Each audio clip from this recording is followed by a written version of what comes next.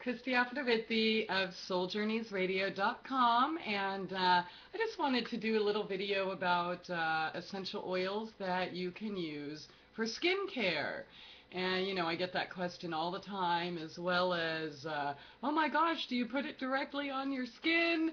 So I'll try to answer some of those questions and give you some suggestions on what you might be able to use for your skin tone. Now I want to remind you again, essential oils are plant-based derivatives, essentially the soul of the plant, the essence of the plant, hence the name My True Essence, which I use for oil blends and sprays that I make. But they all have properties, antibiotic, antibacterial, antiparasitic, antifungal, many other properties as well, pineal gland stimulators and such. But I'm just going to try to focus just on skincare. And as far as putting oils on your skin neat, which means, directly on your skin without a carrier, I would just caution you to make sure that you know the source you are getting the oil from, because I've literally, when I first started, I bought oils that I would, accidentally drop a little drop in the kitchen, and it literally burned a hole in my juicer, like hardcore plastic and stuff. So, just be careful. I've seen them do other things, burn holes. So, if it's burning holes, then it's probably not that pure, and you probably want to use a carrier oil. So, that being said, what kind of oils can you put on your skin? Now, a lot of these that I mention are interchangeable. And once again, that's one of the lovely aspects of essential oils and their adaptogenic properties, meaning that, I think I've mentioned before peppermint or spearmint, and even lavender, and there's many other oils, but they can, have a calming effect, but also a stimulating effect based on your needs at the time. So, essential oils frickin' rock for that. But I've written down a few that can help you for different skincare needs. So I'll just kind of go through some of them.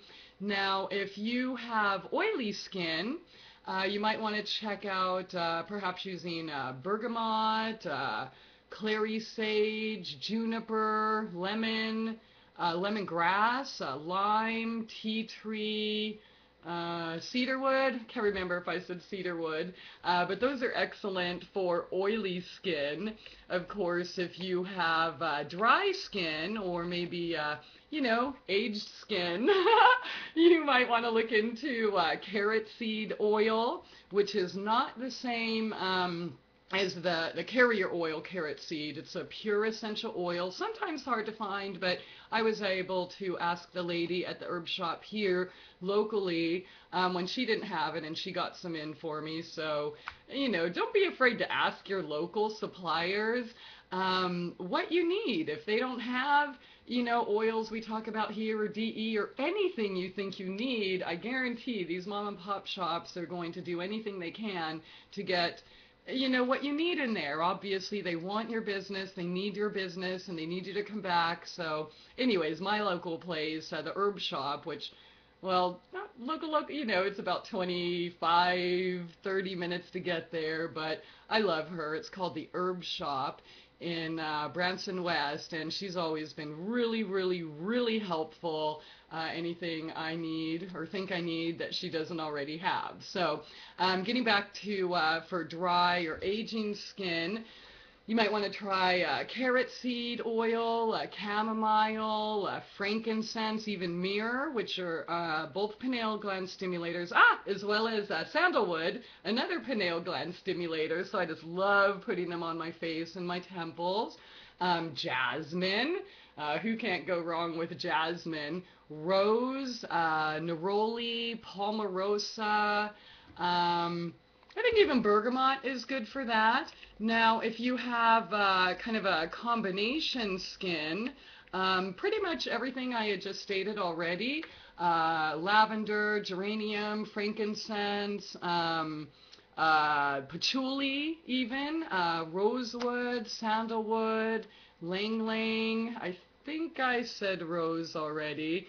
If not, shoot me later. Mandarin, orange, citrus oils are really good for you. And I believe tea tree is excellent on any type of skin, whatever it is. So if you want to use them neat, like I said, depending on the quality of the oil, you might want to test it on something plastic and see if it burns a hole. If it burns a hole, don't be putting it on your face or anywhere on your skin without a carrier oil. Carrier oil, you can use apricot, jojoba, neem oil even, if you can stand the smell.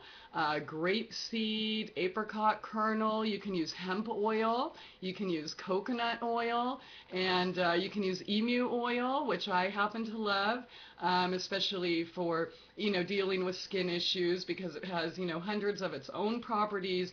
And of all the heavier oils that at least I know about, is the only one that's transdermal, just like essential oils, meaning it travels through every layer of skin, penetrates directly all the way down to the organ or whatever, as opposed to most oils that only cover like the first 3 layers, which isn't that far. So they might smell good, but if you really, you have something you want to work on, I prefer, emu oil for my face, and, scars, wrinkles, cellulite, etc., because you want to get it down in there, working on that. You could also use, I probably said almond oil, olive oil, avocado oil, even rosehip seed if you can find that, or start with what you have on hand before you run out and buy some, something else, unless of course you already wanted it. But chances are you already have something that's going to work.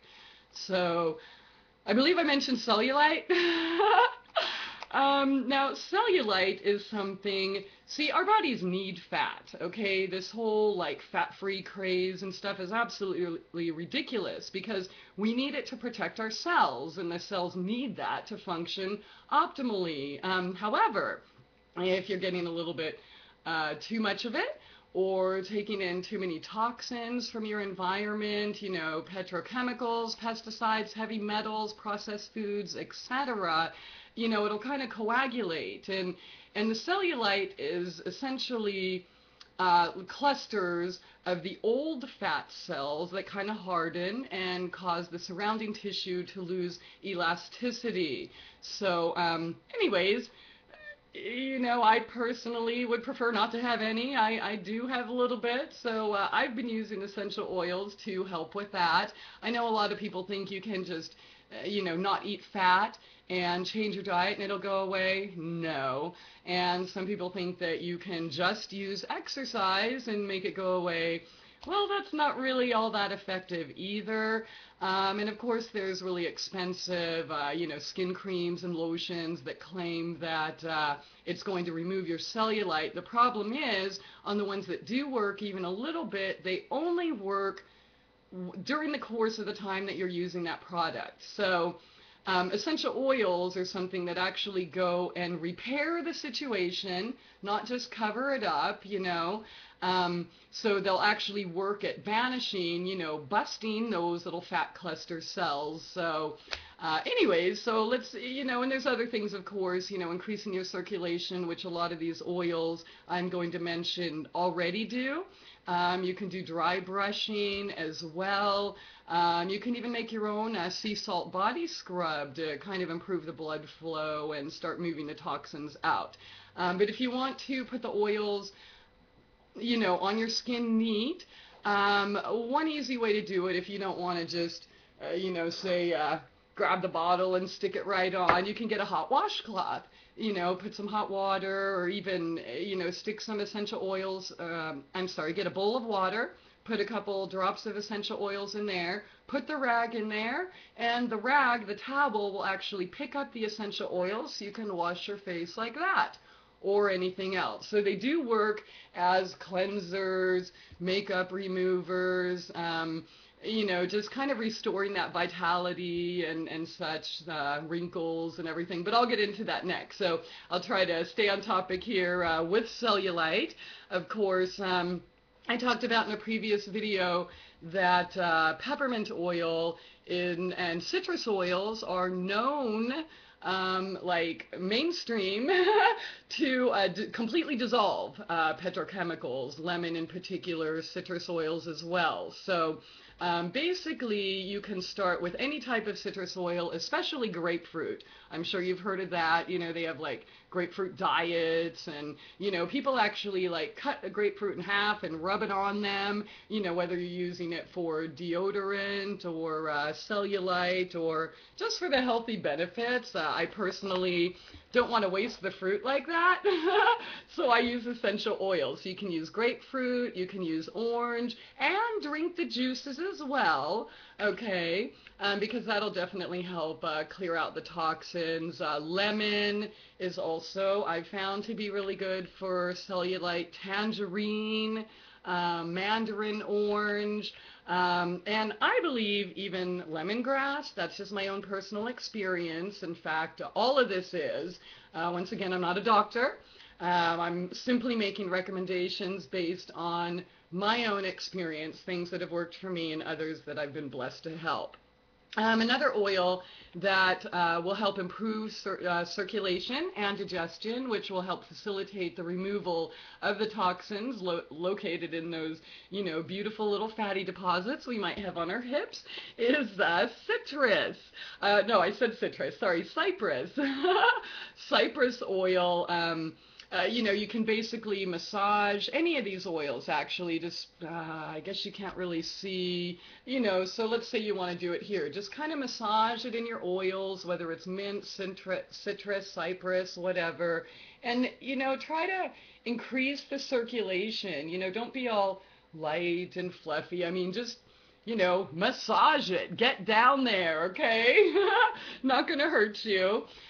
So cypress oil, citrus oils, spearmint, peppermint, they're also excellent for fat metabolism. They're anti-inflammatory, antiseptic, antibiotic, antifungal, I know I'm leaving a bunch of things out, but we've talked about before over 200 medicinal uses just that I know of.